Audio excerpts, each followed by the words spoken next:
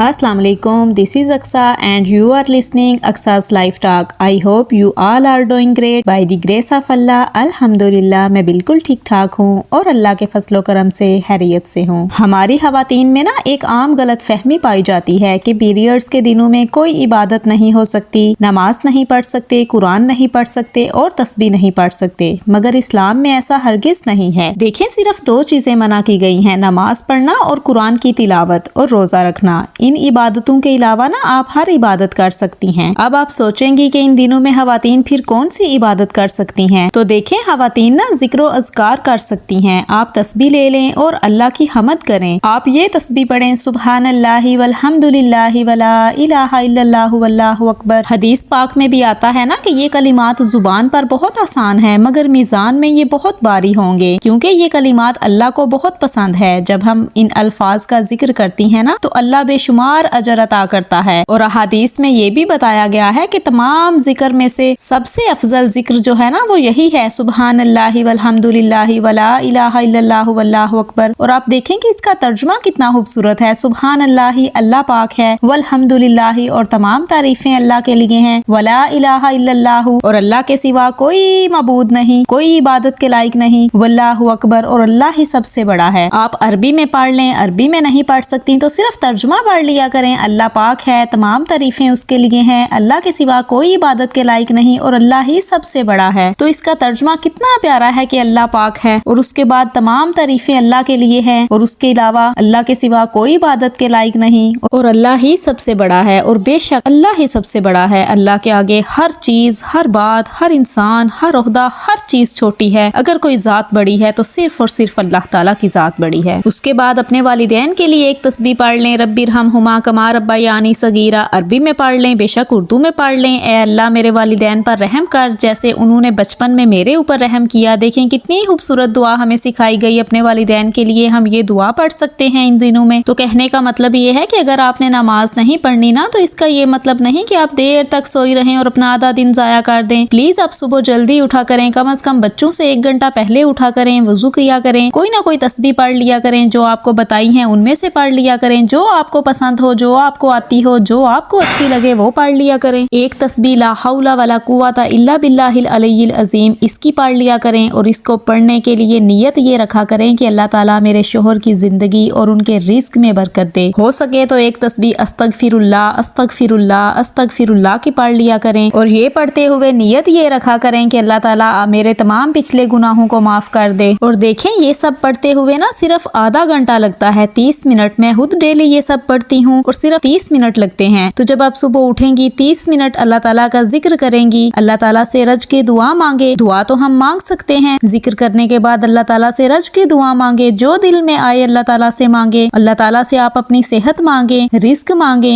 अपनी नेक औलाद मांगे, अपने गुनाहों की माफी मांगे, गिबत, चुगली, झूठ इससे पनाह मांगे, नेक अमाल करने की तौफीक मांगे अल्लाह से। अगर किसी के वालिदैन या अजीज कोई फौत हो चुका है तो वो उनकी बख्शिश मांगे, अपने फौत शुदगान के लिए जन्नत में आला दर्जात की दुआ मांगे, खुद को मजबूत करने की दुआ मांगे, अपने घर में बरकत की दुआ मांगे, रिस्क में वुसअत की दुआ मांगे, डर, गम, बेचैनी के खत्म होने की दुआ मांगे, अपने बच्चों के नेक नसीब की दुआ मांगे और उनके लिए नेक नेक हम सफर मांगे अल्लाह ताला से। जब आप सुबह का आगाज अल्लाह ताला से मांगने से करेंगे ना और अल्लाह ताला के जिक्र से करेंगी तो अपने दिन को आप देख लीजिएगा कि आपका दिन कितना बरकत वाला और सुकून वाला गुजरेगा इंशाअल्लाह। सुबह के अज़कार से फ्री होकर मैंने नाश्ता किया। नाश्ते में पिछले 2 से 3 दिन के जितने सालन बचे थे वो गर्म किए और उनके साथ ही पराठा और चाय ले ली। उसके बाद आज मेरी टर्न थी बर्तन धोने की। बर्तन बहुत ज्यादा थे क्योंकि शाम के बर्तन भी किसी ने वॉश नहीं किए थे, तो शाम के भी और सुबह नाश्ते के भी मिलकर बहुत ज्यादा हो गए थे। इतने ज्यादा बर्तन देखकर ना मेरे दिल को कुछ कुछ हुआ, मगर फिर सोचा शायद सिस्टर इन लॉ की भी तबीयत ठीक नहीं होगी, इस वजह से उसने वॉश नहीं किए, या फिर वो भी थक गई होगी। बर्तन धोने वाली हमारी नल भी सेहन में है ना, किचन में नहीं है, तो शायद ठंड की वजह से वो नहीं धो पाई होगी। तो मैंने सारे बर्तन इकट्ठे किए, अपने दस्ताने पहने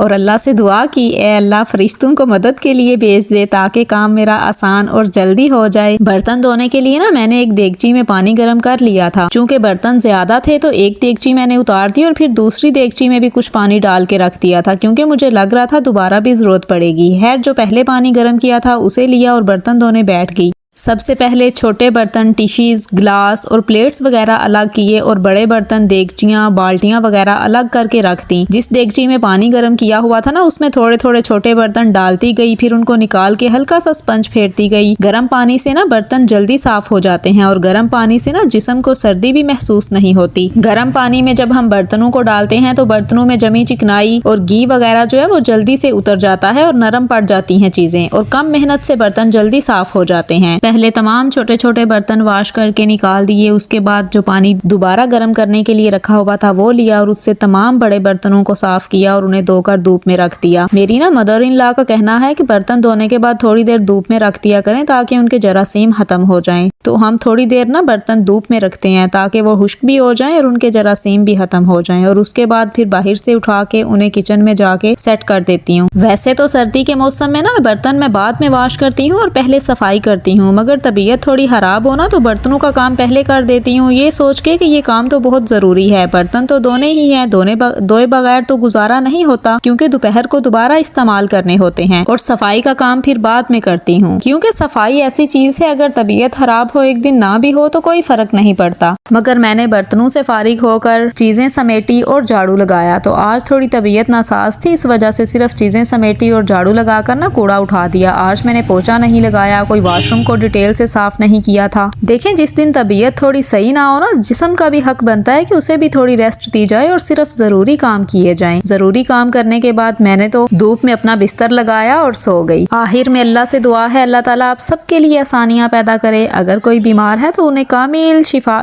عطا کرے۔ آپ میں سے اگر کوئی مصیبت، مشکل، دکھ، اذیت یا پریشانی میں ہے تو اللہ تعالیٰ اپنے کرم سے اس کی دور کرے، آمین۔ اگر آپ کو آج کی ویڈیو اچھی لگی ہے نا تو پلیز چینل کو سبسکرائب کیجئے گا اور ویڈیو کو لائک کیجئے گا۔ See you in the next video inshallah. Till then stay happy and stay positive.